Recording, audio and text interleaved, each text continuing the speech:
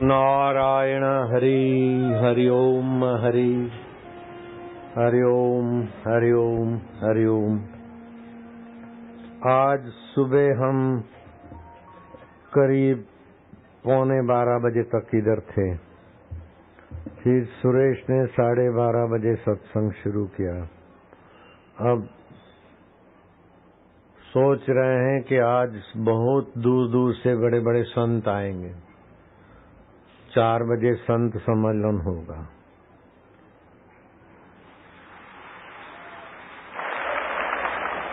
और बड़े बड़े प्रसिद्ध संत आएंगे, बहुत सारे संत। उनके लिए मंच बनेगा और कई चैनल वाले भी आएंगे।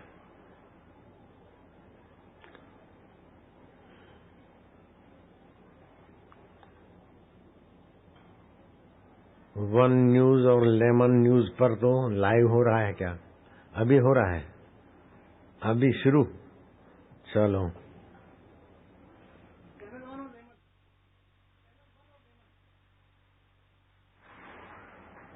तो भगवान कृष्ण का जन्म क्यों होता है, प्रागट्य क्यों होता है और जन्म किस प्रकार के होते हैं, ये पहले कई बार सुनाया है। लेकिन हर समय हजारों हजारों नए साधक होते हैं और लाखों करोड़ों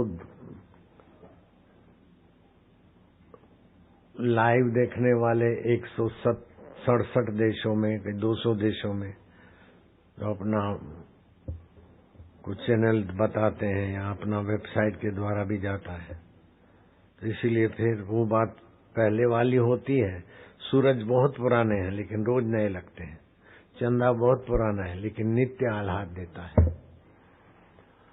तो हमारे अंदर 2 शक्ति है, एक मन शक्ति और एक मति शक्ति। मन शक्ति के विकास भावनाओं को करता है, रसमय जीवन देता है। और मति शक्ति वो ज्ञान में मदद देता है। आज सुबह जैसे बताया था कि आप अगर यंत्र और इंद्रियों से परमात्मा को खोजोगे तो जड़वादी हो जाओगे। श्रद्धा से परमात्मा को खोजोगे तो परोक्षवादी हो जाओगे। भगवान कहीं है, कहीं कभी मिलेंगे। अगर बुद्धि से भगवान को खोजोगे तो चुप हो जाओगे, खोजते खोजते शून्यवादी हो जाओगे। और परमात्मा अपने में ढूंढा तो परमात्मा का साक्षात्कार हो जाएगा। परमात्मा क्या है? सत्य है, चित्त है, आनंद रूप है। इसलिए परमात्मा का भागवत में वर्णन आता है सच्चिदानंद। सच्चिदानंद रूपाय विश्वोत्पत्ति आदि हेतवे तापत्रय विनाशाय श्री कृष्णाय वयम नमः। कृष्ण क्या है? सच्चिदानंद है। सत उसको बोलते जो पहले था, अभी है, बाद में रहेगा। चिद उसको बोलते हैं जो बुद्धि के पीछे ज्ञान देता है। और आनंद उसको बोलते हैं जिसकी एक तरंग से आप सुखी हो जाते हैं। तो ये भगवान के ही सत्य चित्त आनंद स्वभाव से आपके जीवन में मरने के बाद भी अस्तित्व की पुष्टि होती है। चिद स्वभाव से आपकी बुद्धि में कई नए नए विचार और ज्ञान आते हैं। और आनंद स्वभाव से कई प्रकार के आपके जीवन में सुख आते हैं। ये किसी भी जाति का व्यक्ति हो। सत्य चित्त आनंद। सत्य माना मरने के बाद भी आपकी सत्ता रहती है। मुर्दा भी अपने मुर्दे को भी अपन देखते मरने के बाद। तो हम मरने के बाद भी रहते तो हमारी मृत्यु नहीं होती। तो अब एक हंसने की बात कह दें। एक बार राधा जी रूठ गई। कृष्ण मनावे, माने ही नहीं। कृष्ण इधर उधर की तरकीब लड़ावे लेकिन उसको असर ही नहीं हुए। कृष्ण ने मन में सोचा, राधा तू और नहीं मानेगी। बस यूं कर लिया। कृष्ण ने एक दूसरा रूप बनाया, भंवरे का। भूं भूं भूं भूं मारे चक्कर राधा के कान के तक। राधा जी डरी और जाकर श्री कृष्ण को लपट गई। क्यों आई? मुझे डर लगता है। तो ऐसे ही श्री कृष्ण के दो रूप हैं, एक सच्चिदानंद हृदय में, लेकिन ये राधा चित्त की धारा माने ही नहीं अंदर बैठने में, अपने तरफ आवे ही नहीं, रूठी रहे, पता ही नहीं कृष्ण का। तो कृष्ण ने दूसरा रूप ये जगत का भंवरा बना दिया। जहां जाओ कहीं राग काटता है, कहीं द्वेष काटता है, कहीं काम काटता है, कहीं क्रोध काटता है, कहीं लोभ काटता है। आखिर जीव आता है भगवान भगवान अंतर्मुख होता है, चिपकता है भगवान को। अगर संसार में दुख न हो, प्रतिकूलता न हो, तो ये राधा कृष्ण को चिपके ही नहीं। राधा मना वृत्ति, धारा, उल्टा दो राधा को तो धारा। तो इस धारा को अपनी ओर खींचने के लिए संसार की लीला है।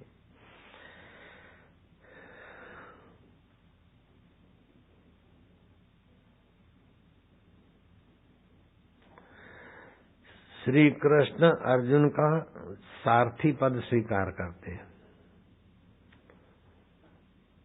ये लीला है उनकी, ये सत्य लीला है गीता की। उपदेश देते हैं, ये चित्त लीला है।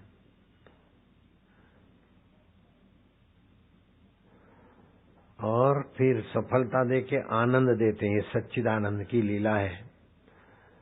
बिना गंदगी के, बिना दुख के संसार का सुख, बिना जड़ता के संसार की चेतना के बिना, झूठ मिलाए बिना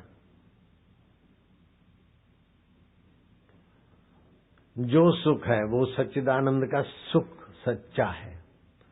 और जो संसार की गंदगी मिला के सुख मिलता है वो भंवरे जैसा सुख है। ऐसा कोई शरीर नहीं जिसमें सब शुद्ध ही हो। गंदगी भरी है शरीर में, लेकिन उसमें आसक्ति करके बॉयफ्रेंड, गर्लफ्रेंड, फलाना फलाना, आप देखो तो गंदगी सब जगह मिलेगी। नाक में भी गंदगी, मुंह में भी गंदगी, आंखों में भी गंदगी, पेट में भी गंदगी, डबल सिंगल की गंदगी, मन में भी गंदगी कपट की। हमारे मेरे पति देव, मेरी पत्नी, जन्म जन्म तेरा साथ रहे। तो गंदगी तो साथ रहेगी नहीं, फिर भी मजा आता है। तो गंदगी मिलाकर जो मजा आता है, इसको बोलते संसारी सुख। सरक जाए, कमजोर करता जाए और नाश की तरफ ले जाए, इसको बोलते संसारी सुख, भंवरे का। और बिना गंदगी मिलाए, बिना झूठ मिलाए,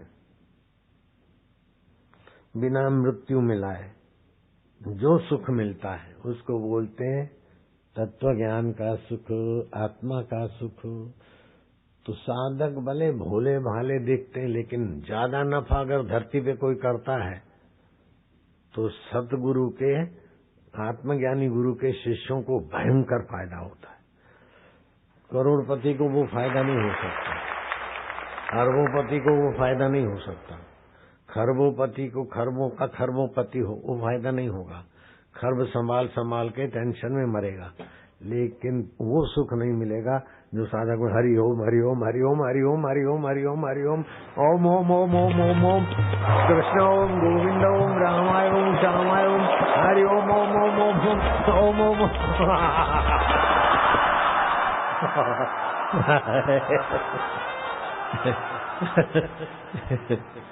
लो। और हजारों नहीं लाखों सैनिक जिसके पास है, लाखों पुलिस जिसके पास है, और करोड़ों लोग जिनकी बनाई हुई आदेश या आज्ञा या विधान से चलने को मजबूर है, ऐसे राजा लोगों को भी वो सुख नहीं मिलता जो अंतर में गोता मारने वाले को होता है। अरब का सम्राट बीमार हो गया और बीमारी ऐसी पकड़ गई, लीवर वीवर की जो भी होगी, पित्त की, पित्ताशय की। हकीम थके, लुकमान थके, सारी दवाएं विफल हो गई। आखिर राजा साहब को ठीक करने के लिए इन्होंने एक बोलते न तुक्का, लग गया तो लग गया। मंत्रियों को कहा कि अब एक ही उपाय बचा है कि 1 से 2 बच्चों की बलि देनी पड़ेगी तो राजा जीवित रह सकते हैं। और वो बच्चे कैसे होने चाहिए, ऐसे ऐसे ऐसे ऐसे ऐसे इतनी उम्र के भीतर के सब लक्षण बताए। उनका पित्ताशय निकाल के शैल क्रिया के द्वारा ये कुछ करना पड़ेगा। कुल मिला के बच्चों का सिर काट के राजा की जान बचाई जा सकती। खोजते खोजते इसी लक्षणों वाला एक गरीब के घर का बच्चा मिल गया और उसको कुछ अशर्फियां देकर बच्चा खरीद लिया गया। मैं अभी मटकी फोड़ना भी है, संत सम्मेलन भी करना है, इसलिए हेडलाइन बताता हूं। जो भोजन करके बैठे हुए, मैं नहीं करूं तो भी चले, लेकिन आपको बोलूं फलाहार करो मैं खाऊं, जैसे अपन भी फलाहार कर लो, दम मार के बोलो कि व्रत रखना चाहिए जन्माष्टमी का, बड़ा लाभ होता है, 7 जन्म के पाप ताप मिटते। और आज जन्माष्टमी ऐसे योग हैं, आपको क्या बताएं। जन्माष्टमी आज तो एक तो ये जन्माष्टमी का उत्सव भी है, दूसरा महान पर्व भी है, तीसरा महान व्रत उपवास और पावन दिन है। और इसमें भी जन्माष्टमी रोहिणी नक्षत्र की, और रोहिणी नक्षत्र में भी नक्षत्र से युक्त होती हुई जयंती कहलाती है। और उसमें बुध और सोम का योग हो तो अति उत्कृष्ट फलदायक है। तो इसमें बुधवार का योग है। तो आज की जन्माष्टमी अति उत्कृष्ट फल देने वाली है। तो नंद घेर आनंद भयो का थोड़ा समय कम भी करके आपको सत्संग और पुण्य मिले तो अच्छा रहेगा ना। ये तो कहीं भी कर सकते हैं, नंद घेर आनंद भयो, नाचना कूदना, इससे ये मुझे अच्छा लगता है।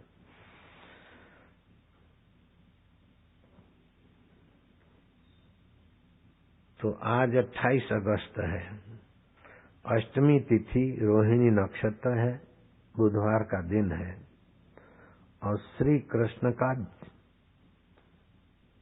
जन्म जयंती का पर्व है।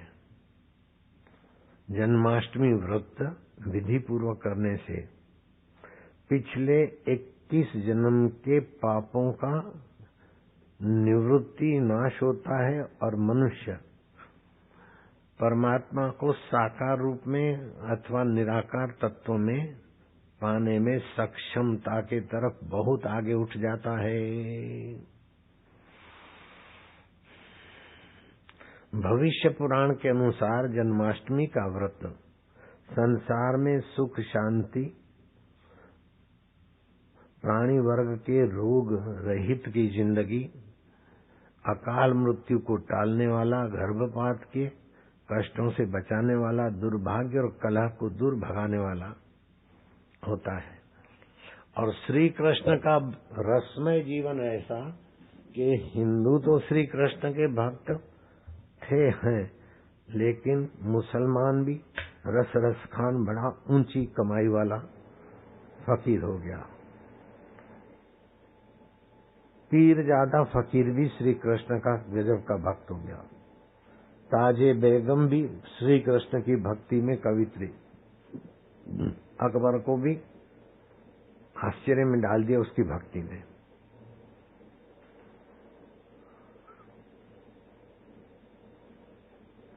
ईश्वर को खोजना है तो 2 बातें खोजो।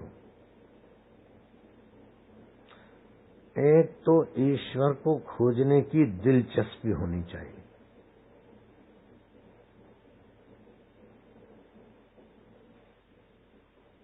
और दूसरा ईश्वर को खोजना चाहिए। दिलचस्पी है लेकिन खोज नहीं है तो काम नहीं बनेगा। खोज है लेकिन दिलचस्पी नहीं है तो पूर्णता तक नहीं पहुंचोगे। बापू का छक्का कैसे लगा? दिलचस्पी भी थी, खोज भी थी और बताने वाला मिल गया। हो गया काम 40 दिन में। और तुमको 40 महीने 40 साल हो गया, अभी तक क्या झक मार रहे हो? बस दिलचस्पी और खोज 2 लगा दो, बाकी के तो हम तैयार बैठे हैं तुम्हारे लिए। कृष्ण कृष्ण कृष्ण कृष्ण हरे कृष्ण कृष्ण क्लीम कृष्णाय नमः। बोलो क्लीम कृष्णाय नमः। क्लीम ये श्री कृष्ण का बीज मंत्र है, रीम राम जी का बीज मंत्र है। ऐसे ओम भी कई मंत्रों का आगे लगाया जाता है। तो बीज मंत्रों की ताकत अथाह होती है। किसी मंत्र के आगे बीज मंत्र लग गया, वो मंत्र बड़ा प्रभावशाली होता है। कभी कोई एकाएक आपदा आ जाए, मुसीबत आ जाए, तो 3 बीज मंत्र एक साथ जप करें, आपदा और मुसीबत कट।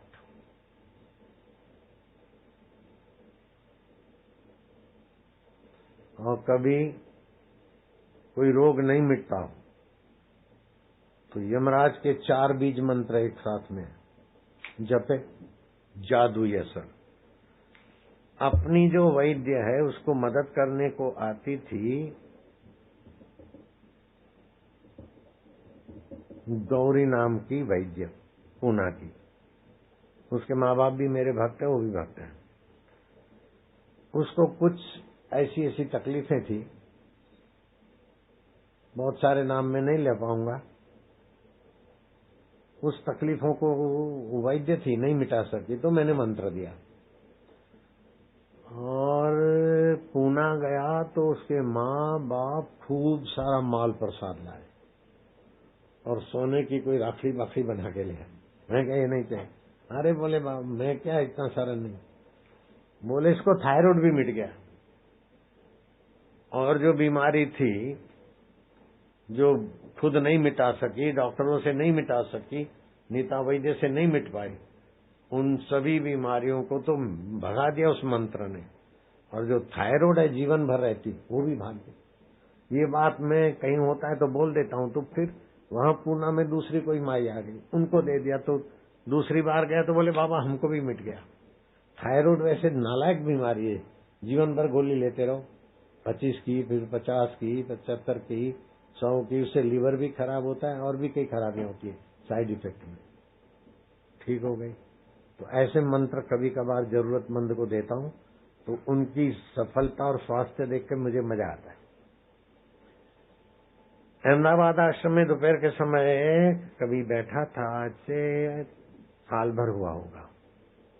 भर बोलता हूँ ना, तो हो सकता है 10 महीने हो, 14 महीने। ये झूठ नहीं है, हाँ ऐसा बोलना। करीब 3:30 बजे होंगे, तो घड़ियाल में तो 3:35 था, लेकिन 3:35 नहीं बोला तो झूठ नहीं लगेगा। लगभग बोलते हैं ना, तो लगभग साल हुआ होगा। अब मुझे पाप नहीं लगेगा कि 14 महीने को साल बोला, 10 महीने को साल बोला, अंदाजन बोल दिया। कुछ लोग आए, बोले हमारी फलानी बहन है मुंबई से आ रहे हैं, और टाटा हॉस्पिटल ने बोला क्या घर ले जाओ, कुछ नहीं हो सकता, रिजेक्ट केस, कैंसर है। जाते जाते सुना बापू है तो इधर गाड़ी लाए, आज्ञा दो, तो उसको उठा के लाए। तो चादर में 3-4 आदमी उसको उठा के लाए। चादर में उठा के लाए तो आप समझ गए कि सामान्य आर्थिक स्थिति वाले थे। वो भाई को उठा के लाए, बोले अब तो एक गई। मैं क्या, वो ऐसा गई शब्द नहीं बोले, लेकिन बाबू आशीर्वाद करो, उनकी मान्यता थी कि जाने वाली है। मैं क्या ठीक है, अब तुम जाते जाते हमारे वैद्य से थोड़ा दवा लेते जाओ, हो सकता है भगवान कुछ भी कर देते हैं, और ये मंत्र लो। फिर कुछ महीने के बाद एक मोटी तगड़ी बाई मिली, बोले बाबा मेरे को पहचाना? वो बाई गुजराती में बोली थी, मैं हिंदी में बोल रहा हूँ उसकी भाषा। बापू मने ओळखी? मैं कीधुं ना, मने ना ओळखी એટલે પટલાણી। मैं कीधुं ना। बापू તમે શું કહો છો? મને ના ઓળખી? मैं कीधुं नहीं ओळखी। પેલી ચાદરમાં ઉપાડી ના લાયા હતા ને મને કેન્સલ હતું। पक्की देहाती, कैंसर नहीं बोली, मेरे को कैंसल था, चादर में नहीं उठा के लाए थे। और मुंबई के टाटा वालों ने बोला है तो ले जाओ, मर जाएगी। मैं वही हूँ। मैं क्या, वाह रे वाह, यमराज का वी मंत्र। तो आपके अंदर सच्चिदानंद की ऐसी शक्ति है कि उस सच्चिदानंद की शक्ति का कितना हिस्सा कहाँ लगे, वो सब बीज मंत्रों में बड़ी ताकत। अब बीज इतना डालते और वृक्ष कितना बड़ा हो जाता है। बीज मंत्र मतलब हो तो जरा सा, लेकिन उसका फल बहुत है। और तांत्रिक क्या होता है? जो लोग बोलते हैं बच्चों को मारा, तांत्रिक किया, ये हिंदू धर्म को बदनाम करके हिंदू साधु और समाज के बीच खाई खोदने की साजिश वाले करते हैं।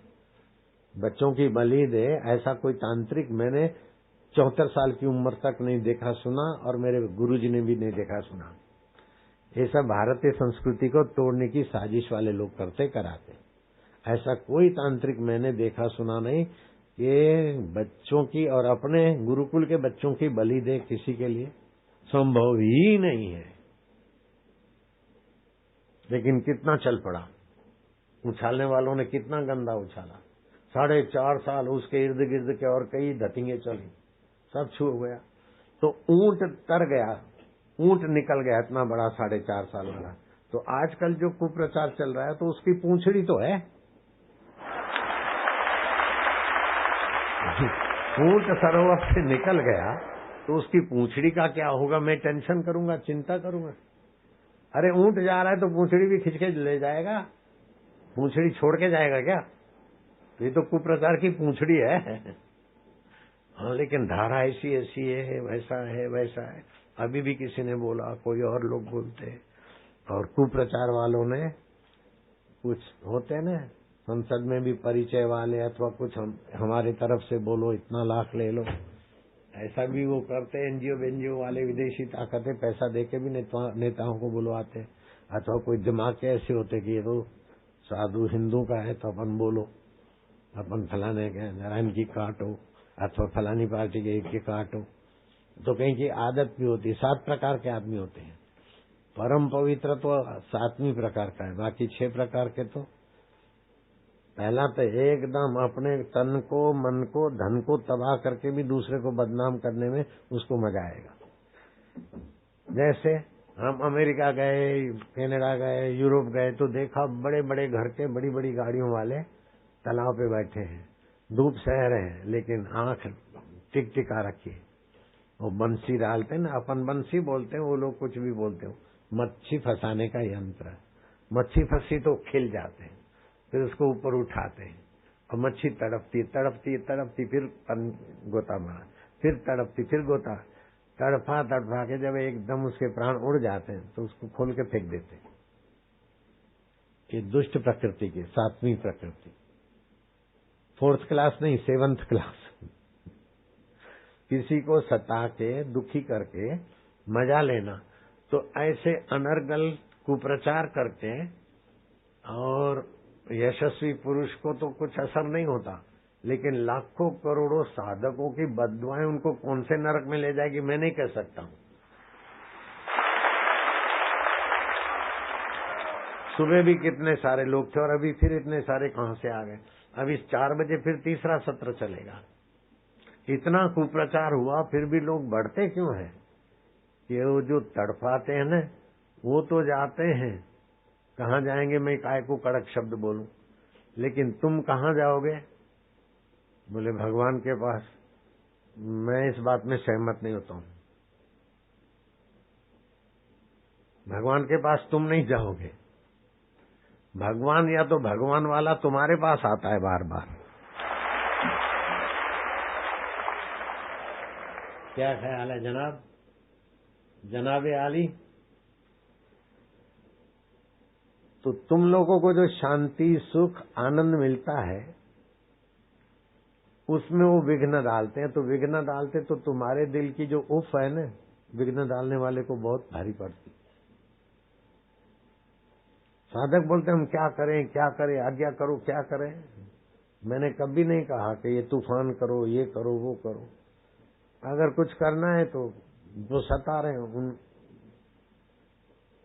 उनके लिए एक एक माला भी किया, धत्तेरे की तो धत्तेरे की हो जाते हैं।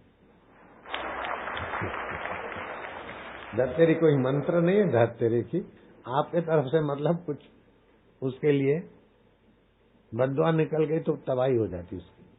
तो मैं काहे को बोलूं माला करो उसकी तबाही हो जाए, और माला करो उसका कल्याण हो जाए। कल्याण होता तो कल्याण का अधिकारी होता तो ऐसा करता ही नहीं, करवाता ही नहीं। तो है तो दंड का अधिकारी, लेकिन वो कुदरत जाने, वो जाने। हम तो बाबा लोग ईश्वर अल्लाह तेरे नाम सबको सन्मति दे भगवान। जब ले तब ना, भगवान तो देने को तत्पर है। लेते नहीं इसलिए नए नए आइटम करते हैं, नए नए प्रोग्राम बनाते हैं। अब ये तो लगभग, क्योंकि उनके एफआरआई में लिखा है कि ऐसा कुछ नहीं हुआ है जो पति पत्नी लोग करते, ऐसा नहीं हुआ। खाली मुंह दबाया है और हाथ घुमाया है, और हाथ घुमाया मुंह दबाया। हम चिल्लाए, हमारे माँ बाप उधर दरवाजे के पास बैठे थे, रात का समय था। तो खेड़ूत का घर भी पास में है, हमारी कुटिया और कुटिया का बाहर जाने का गेट भी पास में ही है। इधर तो बहुत अंतर है। तो 1.5 घंटा चिल्लाए, माँ बाप भाई पास में बैठे हैं और 3 सेवक भी हैं बापू के, और 1.5 घंटा चिल्लाया और कोई सुने नहीं, और खाली हाथ घुमाया है। वो उसने एफआरआई में लिखाया है। अब मुंह दबाए 1.5 घंटा और हाथ घुमाए, तो मुंह दबाए तो कुछ तो चिन्ह होने चाहिए, लेकिन हम कहेंगे कि ये उनकी भाषा नहीं है, उनसे ऐसा कहलवाया गया है। जैसे लोग बोलते हैं पीड़िता पीड़िता, मैं पीड़िता नहीं बोलूंगा। मेरे से दीक्षा ली हो, मेरी बेटी है, उसका बाप ने दीक्षा ली है। मेरी पोती है, उसकी माँ ने दीक्षा ली है, तो मेरी दोती हो गई। मैं काहे को बोलूंगा पीड़िता? और पीड़िता अभी भी कोई साबित कर दिखाए तो मैं उसका गुलाम बन जाऊंगा, सेवक बन जाऊंगा, उसको 5 लाख इनाम दूंगा, उसको पीड़िता साबित करके दिखाए। तो मेरे शिष्य की बेटी है, मेरी पोती है, दोती है, अभी भी उसको पीड़िता कोई साबित करके दिखाए तो 5 लाख इनाम ले। नहीं है पीड़िता। अब 5 लाख इनाम दे और वो पीड़िता साबित हो तो मेरी इज्जत का कितना पंचर हो जाएगा। आप समझते कितना बड़ा है? 5 लाख तो कुछ नहीं है। मेरे शिष्यों का प्रभाव ये वो, अरे के देखो तुम्हारे गुरु ने बोला था 5 लाख भरने पड़े। आप समझ रहे? अब नाटकबाजी से पीड़िता कोई करवा दे वो करेंगे नहीं, वो खानदान लोग हैं। आप समझ गए? हरिओम हरिओम। नारायण हरि हरि ओम हरि। अब ये तुमको सत्संग सुनाऊंगा न तो समय बहुत जाएगा, लेकिन बिना सत्संग के हो हल्ला वाली जन्माष्टमी तो बहुत हो गई। ये सत्संग वाली जन्माष्टमी बहुत जरूरी है। क्या ख्याल? अब मैं प्लानिंग बना रहा हूँ कि 4 बजे संत सम्मेलन का आप लोगों को फायदा कैसे मिले। बहुत सारे संत आएंगे बड़े बड़े, और मटकी फोड़ का प्रोग्राम कब करें? तो अरब के सम्राट की कथा छोड़ी थी। लड़का ले आए पैसे देकर। ध्यान से सुनना बेटे। अब वो हकीम और लुकमानों ने देखा कि अपने बच्चों की बलि दी और ठीक नहीं हुआ तो लोग बोलेंगे कि पाप किया, अधर्म हुआ, ये हुआ। अपने क्यों न मुल्ला मौलवियों को, उलेमाओं को, काजियों को बीच में लाए ताकि अपन सेफ रहे। तो उनको मीटिंग में लाए, और आप ही बताओ कि राजा साहब के लिए 1-2 बच्चे की बलि देने से अधर्म तो नहीं होगा, खुदा की तौहीन तो नहीं होगी। कुरान शरीफ की क्या इजाजत है, धर्म ग्रंथ की क्या इजाजत है। तो उन्होंने थोड़ा 1-2 घंटा लगाया विचार विमर्श में, और जो प्रभावशाली मुल्ला मौलवी काजी थे उन्होंने सबको एक पक्ष में कर लिया। सब ने एक मत से कहा कि पूरी प्रजा का पालनहार अगर प्राण बचा सकता है तो 1-2 बच्चों की बलि देने में कोई ऐतराज नहीं, धर्म तुमको छुट्टी देता है। धर्म के ठेकेदारों ने मौखिक सर्टिफिकेट दे दिया। लड़का लाया गया, राजा के सामने खड़ा कर दिया गया। जल्लाद आया चमचमाती तलवार लेके, राजा ने इशारा किया, निकली तलवार। तलवार निकलती है तो जल्लाद जो होते हैं ना, उनका तो जैसे तुम आलू काटते हो ना घर में, तो आलू को बेचारे को लगेगा क्या, ऐसा चिंता कर, ऐसे ही जल्लाद होते हैं। उनको तो धंधा है, बकरा काटने वाले को, मछली फंसाने वाले को, काटने वाले को, तुमको जो दर्द होगा उसको थोड़ी होता है। उठाई तलवार, तलवार उठाई, काम तमाम होने वाला है, और लड़के के मुंह से ऐसी अद्भुत हंसी निकली और आंखों से ऐसी चमक निकली और हंसी में ऐसी एक मजाक निकली। राजा ने उसको रोका, तलवार चलाने वाले को। लड़का तो क्या हंसे, क्या हंसे। ये सारे मुल्ला मौलवी काजी उलेमा और हकीम वैद्य और जो भी थे सब ठगे से रह गए। जब हंसी बंद हुई, लड़के ने चारों तरफ देखा तो राजा बोलता है कि बेटे तू ऐसा हंसा कि ऐसी हंसी हमने देखी नहीं कहीं। तेरी हंसी में इश्क इलाही था, इश्क मिजाजी। अपन बोले न, रागा भक्ति, प्रेमा भक्ति, गौणी भक्ति, परा भक्ति, ऐसे इश्क इलाही, इश्क मिजाजी, इश्क नूरानी। भाषा का अंतर है, बाकी है। तो इश्क नूरानी वाली मस्ती अभी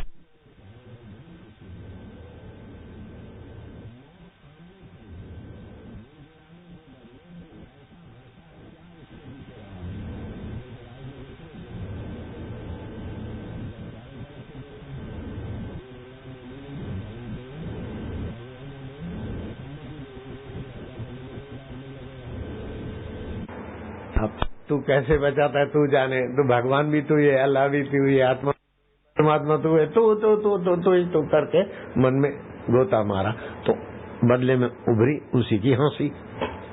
अब वो ईश्वर किसको कैसे बदले वो ही जानता, लेकिन हंसी उसी की है। राजा बड़ा शर्मिंदा हुआ। और क्या बेटे, जो प्रजा का पालक है वही प्रजा का पालक अपने स्वार्थ के कारण 1-2 बच्चों की बलि दे तो कोई ऐतराज नहीं। ये धर्म का फरमान करने वालों को खुदा से इजाजत मिली है कि ग्रंथों से मिली है। बड़े शर्मिंदे हो गए बच्चे के प्रश्न से। ये हकीम लुकमान बच्चे की हत्या करके राजा की जान बचा दी जा सकती है, और राजा स्वयं बोलता है कि चला लो तलवार। तो मुझे हुआ कि रक्षक तो तू ही है, बाकी तो सब भक्षक है। अब तू कैसे बचाता है प्रभु, तू ही जानो प्रभु अल्लाह। बस सच्चे हृदय से बोला, तू कैसे बचाता है तू ही जान। तो वो कैसे जानता है, ऐसी हंसी दे दी, बस उसको देर क्या लगती है। इसको बोलते हैं अंतर्यामी अल्लाह, अंतर्यामी कृष्ण, अंतर्यामी आत्मा परमात्मा सच्चिदानंद। भगवान का आनंद स्वभाव चलता। बच्चे में इतना ज्ञान आया तो भगवान का चित्त स्वभाव चलता, और सत्य स्वभाव तो सबके अंदर रहता ही है, मरने के बाद भी। तो सभी के अंदर भगवान का सच्चिदानंद स्वभाव छुपा है। उसको जागृत करने के लिए जगत रूपी भंवरा भगवान ने बना लिया। कभी कहीं काटा, कभी कहीं काटा, कभी पत्नी रूठी, वहां से नाराजी आई, पति रूठी वहां। ये सब भंवरा बन के भगवान के तरफ चिपकाने की व्यवस्था है। ओम नमो भगवते वासुदेवाय वासुदेवाय वासुदेवाय प्रीतिदेवाय प्रीतिदेवाय माधुर्यदेवाय माधुर्यदेवाय मम देवाय मम देवाय आनंददेवाय आनंददेवाय ओम नमो भगवते वासुदेवाय जब ही नाम हृदय धर्यो जब ही नाम हृदय धर्यो भयो पाप को नाश भयो पाप को नाश जैसे चिनगी आग की जैसे चिनगी आग की पड़ी पुराने घास। बड़ी पुरानी औद्धव ने श्री कृष्ण का सत्संग सुनने के लिए ऐसे ऐसे सवाल पूछे कि वो सवाल जवाब तुम्हारा दिल पवित्र कर डालेंगे। श्री कृष्ण औद्धव कहते हैं ये सबसे बड़ा मनुष्य जीवन में विजय क्या है, सबसे बड़ी सफलता मनुष्य जीवन की क्या है? तो श्री कृष्ण है सत्संग करने वाले और उद्धव है सुनने वाले, देर क्या लगती। श्री कृष्ण ने कहा स्वभाव विजय इति शौर्यम, अपने स्वभाव को जीत लेना ही शौर्य है। मैं दुखी हूं तो उस विचार को उखाड़ के फेंक दूं। मैं दुख को जानता हूं, मैं सुखी हूं ये जाने वाला है, मैं सदा रहने वाला हूं, ये मैं सुखी हूं इस भ्रम को हटा दूं। मैं तो दुख सुख को चेतना देने वाला हूं और दुख सुख के वृत्ति को निहारने वाला हूं। ऐसे करके दुख सुख से अपना पल्ला छुड़ा दे। मैं बुरा हूं ये वहम निकाल दे, मैं भला हूं ये वहम निकाल दे। मैं प्रभु का हूं, प्रभु मेरे हैं, अरो प्रभु सच्चिदानंद है और शाश्वत हैं, मेरे अपने हैं और जो से मेरे अपने ऐसे सभी के अपने हैं। बहुत बड़ा फायदा करेगा। और उससे भी ज्यादा वीवीआईपी उपदेश दे दूं आज, ज्यादा फायदे की बात बताऊं, इससे भी ज्यादा बता दूं। अगर कोई ऊंचा गुरु मिल जाए और उनसे तुमने दीक्षा ले ली तो कुछ भी है ये गुरु जी मेरे हैं बस, तो गुरु का ज्ञान अपने आप खिंच के आएगा, गुरु की समता खिंच के आएगी, गुरु का स्वभाव खिंच के आएगा। मेरे हैं, मेरे गुरु जी मेरे हैं बस। तो तुम्हारे सामने ही तो उठते बैठते हैं, उनका मान अपमान जैसे मनुष्य का होता है ऐसे ही सिद्ध पुरुषों का होता है। सिद्ध पुरुषों का ऐसा अपमान नहीं होगा ऐसा थोड़े है, सब होता है। लेकिन सिद्ध पुरुष वो है कि अपमान के प्रभाव में नहीं आते, मान के प्रभाव में नहीं आते, अपने आत्मा की सिद्धि की ये निशानी है। बुद्ध के लिए कितना लोग बोलते हैं, राम जी के लिए कितना लोग बोलते हैं। गुरु वशिष्ठ जी कहते हैं हे राम जी मैं बाजार से गुजरता हूं तो मूर्ख लोग मेरे लिए क्या क्या बकते, लेकिन साधु का एक भी सद्गुण हो तो ले लेना चाहिए उसके दोष। सुनना विचारना या बोलना बहुत हानि करते हैं। तुलसीदास जी बोलते हैं हरि गुरु निंदा सुनहि जे काना होवई पाप गौघात समाना। हरि गुरु निंदक दादुर होवई जन्म सहस्त्र नर पावई सोई। गुरुवाणी कहती है संत का निंदक महा हत्यारा, संत का निंदक परमेश्वर मारा। संत के निंदक की पूजे न आश, नानक संत का निंदक सदा निराश, सदा हताश दुखी होगा। और तुम सदा मौज में हो ये पता चल रहा है कि जो निंदा करते वो कितने घाटे में, और जो गुरु का दामन पकड़े हुए कितना फायदे में है। गुरु जी मेरे हैं बस। रामकृष्ण देव को किसी ने कहा कि तुम्हारे गुरुदेव तोतापुरी वो फलाने तेली के घर तेलन के पास रहते खाते, उसके हाथ का है वो तेलन तो समझे ना, घांचन। रामकृष्ण ने कहा मारो गुरु कलाल खाने जाए तो मारो गुरु मारो नंदरा। जो महिलाएं हेरा फेरी के बेचते देते हैं, या महिलाओं का गंदा धंधा करते हैं दलाल कलाल, उसके घर भी जाए तो भी मेरा गुरु मेरा नंद राय है, मैं जानता हूँ। तो रामायणकार कहते हैं गुरु हरि गुरु निंदा सुने ही जे काना हो वही पाप गौ घात समाना। हरि गुरु निंदक दादुर हो गई। हरि गुरु की निंदा जो सुनता है करता है वो मेढक बनता है, और एक बार नहीं 1000 जन्म तक। तो उनको सजा तुम क्या दोगे? वो तो सजा अपनी बना रहे हैं बेचारे। और उसके बाद ऊंट बनता है, कांधा बनता है, भैंसा बनता है, ऐसे कई योनियां भोगते भोगते फिर मनुष्य बनता है। तो कितनी बड़ी सजा ले रहे गुरु की निंदा करते। तो निंदा करने में इतनी सजा है तो गुरु को अपना मानने में कितनी मजा है मैं जानता हूँ। और थोड़ा थोड़ा तुम भी जानते हो। क्या ख्याल है? भगवान मेरे हैं, गुरु मेरा है, आत्मा मेरा है, शरीर में नहीं हूँ, शरीर मेरा नहीं है। शरीर मेरा होता तो मेरे कहने में चलता। मैं नहीं चाहता हूँ बूढ़ा हो जाए तो हो जाता है, मैं नहीं चाहता हूँ बीमार हो जाए हो जाता है, मैं नहीं चाहता हूँ कि मर जाए तो भी मरेगा। शरीर मेरा नहीं है, लेकिन शरीर को चलाने वाला सत्य चितानंद आत्मा मेरा है, मैं वही हूँ। आत्मा परमात्मा एक है। जैसे तरंग का पानी सरोवर का पानी एक है, घड़े का आकाश महाकाश एक है, ऐसे आत्मा परमात्मा एक है। मैं आत्मा हूँ। ओम प्रभु जी ओम।